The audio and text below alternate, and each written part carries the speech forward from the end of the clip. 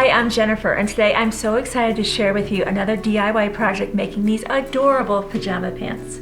We even made pajama pants for our matching 18-inch doll. Just how cute is that?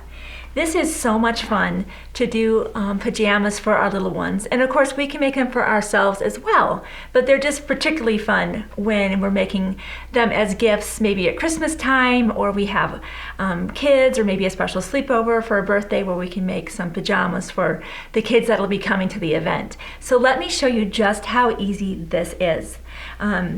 Let's get started. The great thing about making these pajama pants is you don't have to be some experienced seamstress. I'm a quilter. I don't really do a whole lot of sewing outside of quilting, maybe a pillow or maybe a valance, but this is something that is very doable. So if you're not very seasoned at sewing garments, don't worry, you can get this. So what you'll start with first is a pair of pants, pajama pants that already fit the person that you'll be sewing the pajama pants for. So if it's you, just get out your favorite pajama pants that are good and comfortable, and you will take them and simply fold them in half. So you'll have the side that is curved here, the inseam, we'll call it, and then the outside. So let's put that aside for the moment, and then we'll bring out our fabric. How much fabric you'll need, of course, depends on how big you're going to be making your pajama pants. So since we will be making these, this is for a 3T. This took about 3/4 yard for the pant itself, and then the accent is 1/4 yard. Now you don't have to do the accent. We love doing that because we love fabric. We love bringing in other fabrics, but you don't have to do that. They could just go full length in one fabric. But let's do two, because I want to show you how fun it is to make the little cuff at the bottom. We chose this adorable fabric from Frozen because, of course, Frozen is really popular right now with all the kids. And so we will be using this for the main part of the pant, and for our little trim, we'll be using a black polka dot. So this will be really fun.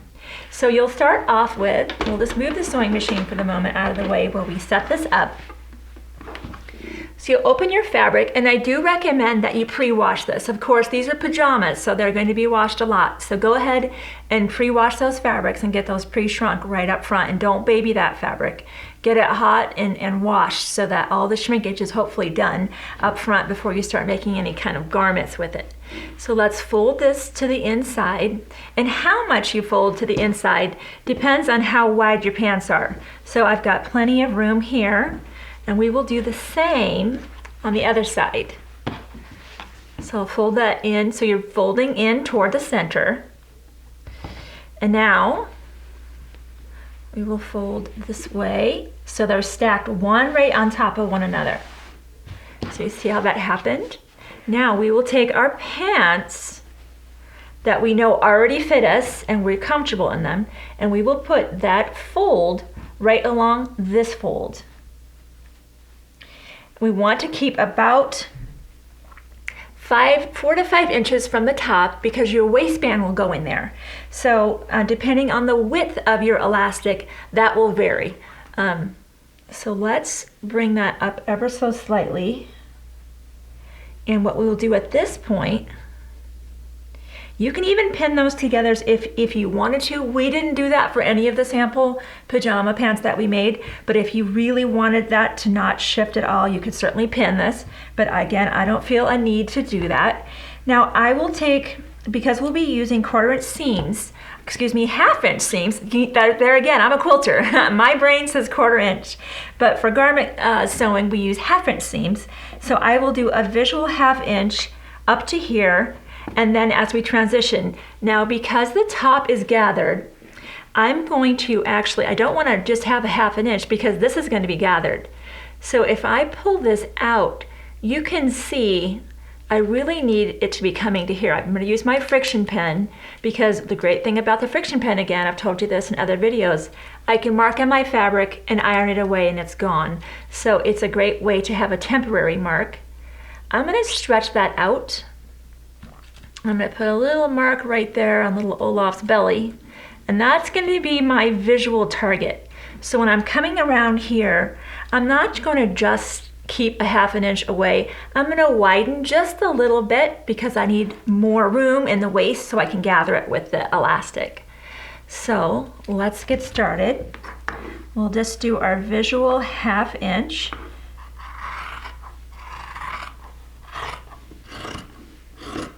If you had a rotary cutter, you could certainly use that.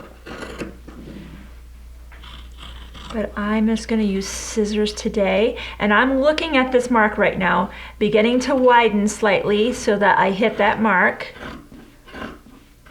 And I'll just go straight up. Okay. So right now I've got one pant leg and I've got a second pant leg. Now looking at these pants, I've got this much of a cuff here and I've got this much of a cuff here. It's completely up to you how much cuff that you would like. I like a little bit more cuff today, so I'm going to probably come to about here. I'm going to fold this up out of my way so I don't cut my pants. And then I'll cut a ½ inch below that. And that's going to be the main part of the pant. The next thing that we will cut will be the actual accent or cuff. So let's bring that in and we will repeat the same sequence. We'll fold the cuff fabric in half and we bring that up to our pants. So you've got the two rolls and folds here and the two here. Now I'm going to move that up slightly and we need to make sure that this is the same width because this will be attached to that, of course. So we don't want to just ballpark it. We need that to be really accurate. So I am going to go ahead and bring out a ruler. And this is when I am going to go ahead and use my rotary cutter because we need it to be so accurate. Great. We'll take the cuff fabric and we'll now fold it in half with the wrong sides together and press.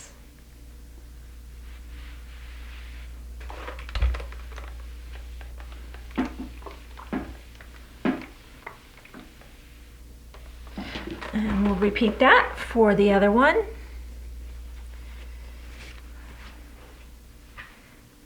Now, if you have a serger, oh my, this will go so fast for you.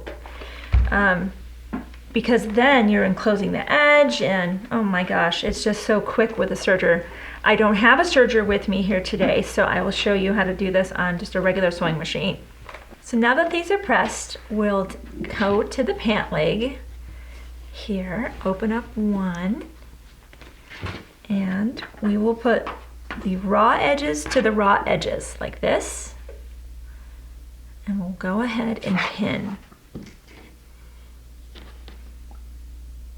That one's ready to go, and we'll pin the other one as well, and then we'll take it to the sewing machine and we'll sew both cuffs a ½ inch.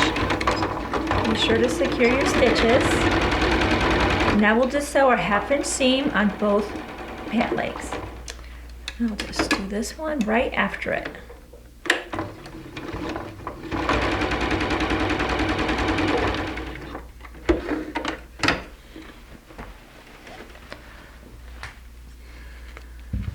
Okay, so we're done with the sewing machine for just a little while.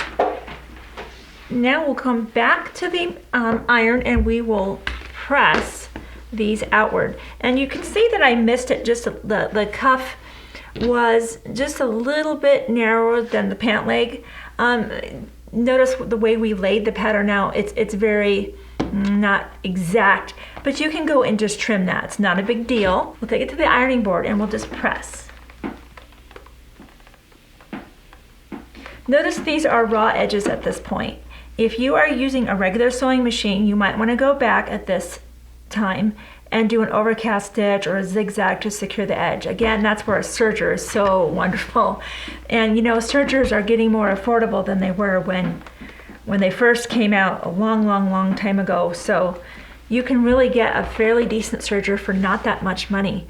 And boy, if you're gonna do a lot of this type of project, it'd be worth it to you. So let's get the other leg pressed as well.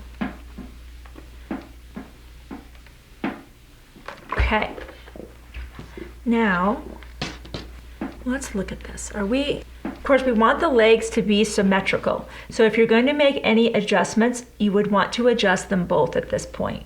So I'm just going to check. I know I need to adjust that one leg because that one came down just a little bit. The trim piece was just a little bit narrow. And that was just because when I laid it out, that happened. But that's okay. I know in quilting, I have to make adjustments a lot. My blocks often are just a little bit under in size, and so I do find myself adjusting.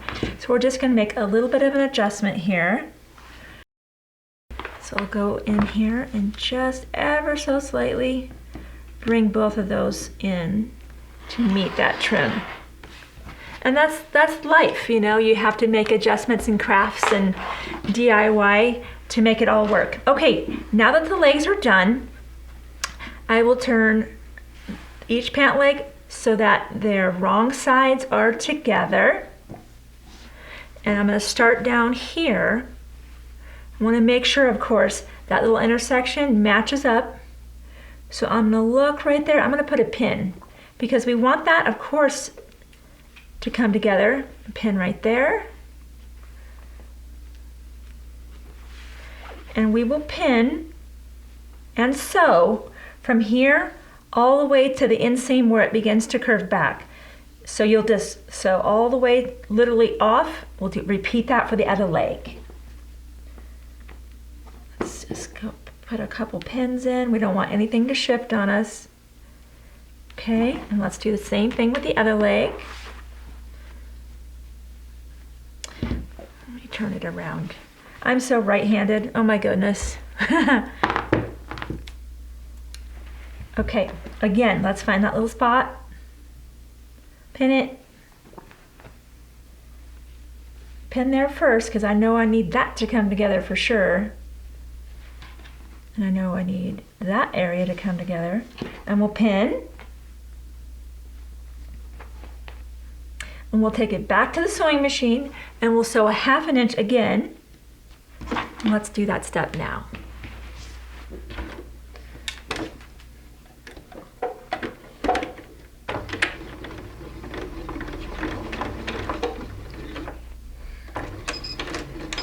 I'm going to go back and secure that real well.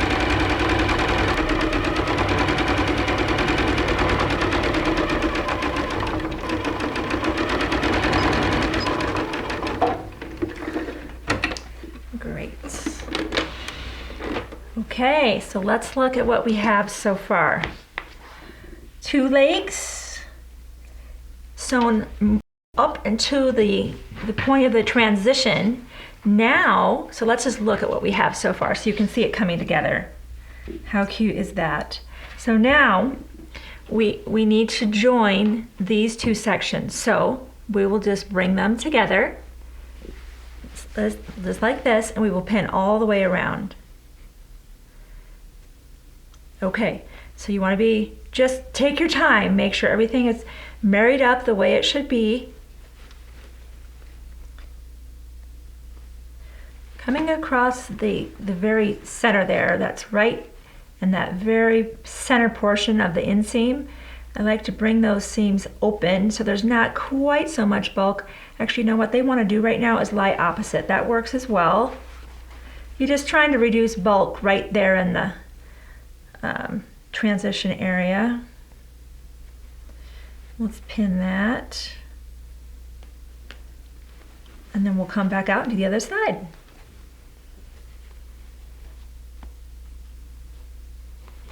Okay, now that everything is pinned, we'll take it back to the sewing machine, and of course we'll sew another 1/2 inch seam all the way around.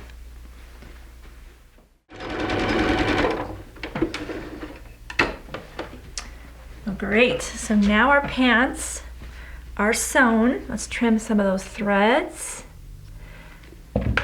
And let's look at what we have so far. Oh, these are so cute. So cute. So all that's left to do at this point is to put the elastic waistband in, secure that, and then maybe put a cute little bow. Of course, that's optional, but it definitely increases the cuteness factor. Now we had a wide elastic here because we were making some skirts. The size of the elastic, it doesn't really matter. So I'll just grab this wider elastic that we have. As far as the length, of course, for the person that you may be making the pants for, you're just going to put that around their waist. And if you don't know, you can guesstimate it, just like pajamas. I mean, it's not like it's a fitted garment. If it's in the ballpark, it's going to be fine. So we wanted a waistband about like this. This is for a 3T, so probably about like that. Add about, I don't know, 3/4 of an inch to an inch past that because it's going to crisscross and secure. So that's the length that we're going for here, is about, you don't want it too tight, so probably about like that, and I'll add just a little bit more.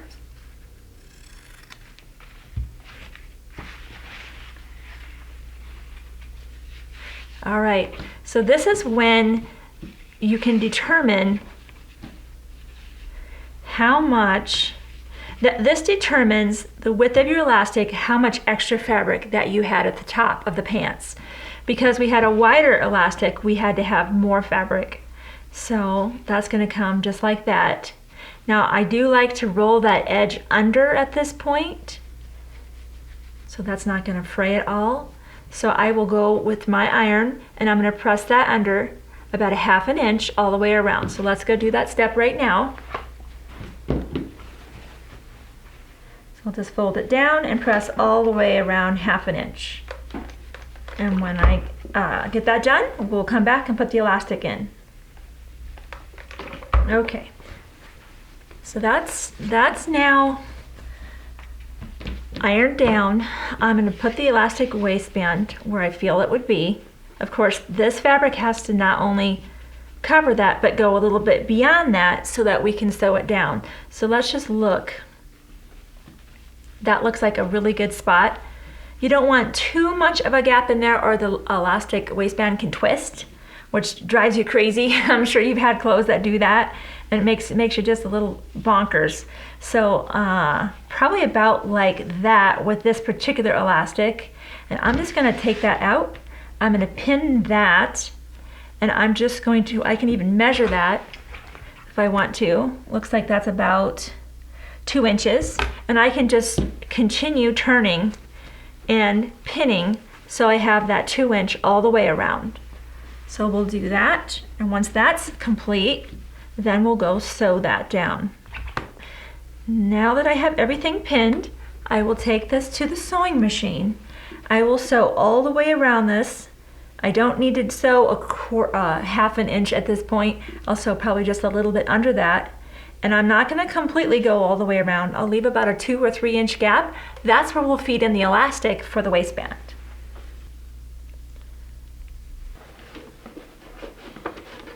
Now if you have you're sewing a small pair of these for a little child, you may want to take this part of your machine off. And that way it's just a little bit easier for that pant leg to get in there. So that's another option for you. That's why that has the ability to come off.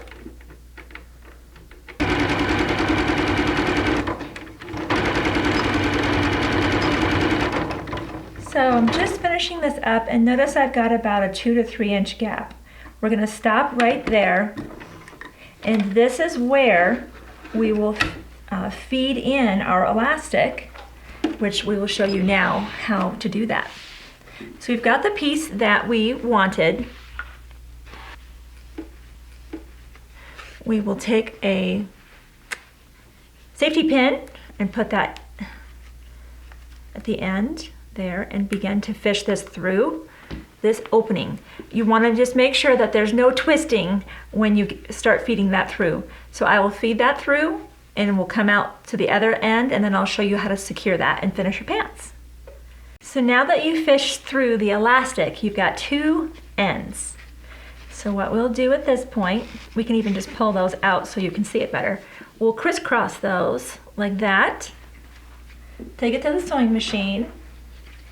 And that can be kind of tough. In fact, I'll just pull it out more so I can get it.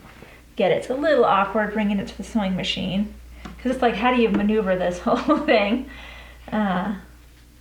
Let's see, how do we do it like that? Get enough of a crisscross. For this, I'm going to use a zigzag stitch. That seems like it's going to have more strength. And I'm going to even shorten the length because I don't want that to come apart. Let's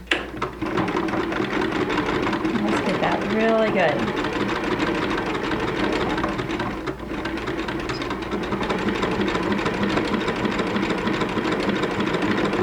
Okay, because of course there's a lot of strain on the elastic. As you put the pants on and take them off, that would be a vulnerable area. I'm going to go back to a straight stitch, so when we come back, we're ready to go. So now that that's secured, let's just pull on the waistband, and that'll naturally go inside. We will now go back to the sewing machine and just close the area that had been open.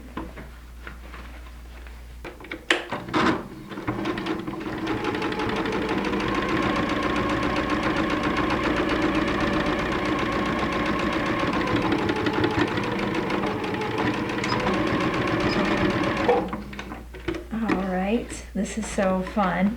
Turning them right side out, it's like Christmas. I'm excited to see what they look like. Let's just trim off all those little threads.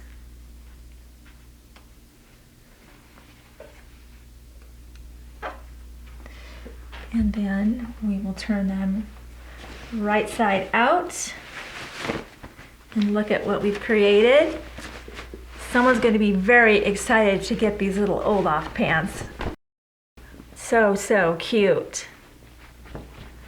Just look how adorable these pants are now. Just look how cute these are. And we can add a little ribbon embellishment.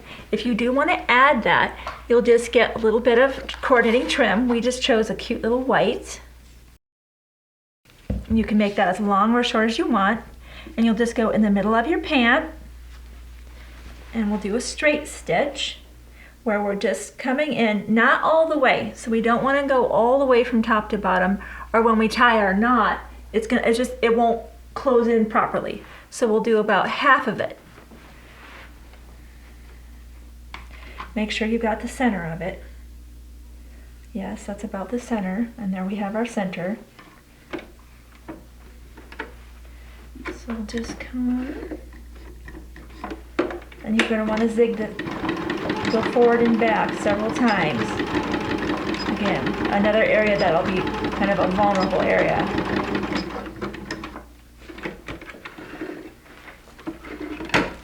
We'll trim our threads. Tie a cute little bow here. And these will be ready for gift giving. Now, how cute would this be to give these pants? And if you've seen our magic pillowcase tutorial, you could give these pants and then use the same fabrics in a coordinating pillow. So the gift you're giving is the pillowcase and the pajamas, just another great gift giving idea. So this is how our pants look. How adorable is that? So thank you so much for letting me share with you this fun DIY project of how to make custom pajamas.